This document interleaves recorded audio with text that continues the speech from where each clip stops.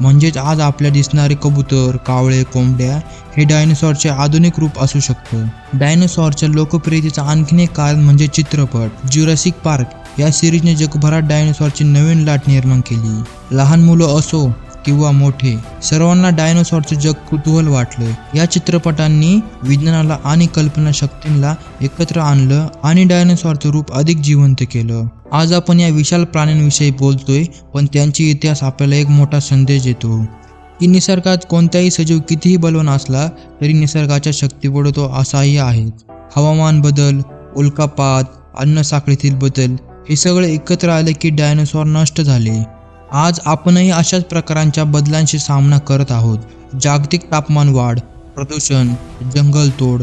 जर आपण शहाणपणाने वागलो नाही तर आपलं सुद्धा भवितव्य डायनोसॉर सारखं होऊ शकतं. शेवटी एवढंच म्हणावं लागेल की डायनोसॉर हे केवळ भूतकाळातले प्राणी नव्हे, तर ते निसर्गाच्या परिवर्तनाचं एक जिवंत उदाहरण आहे. त्यांच्या इतिहासातून आपण निसर्ग, विज्ञान आणि मानवतेसाठी धडे घेऊ शकतो. आणि म्हणूनच डायनोसॉरचे हे अद्भुत जग समजून घेणं ही केवळ एक माहिती नव्हे, तर ती आपली जबाबदारी आहे.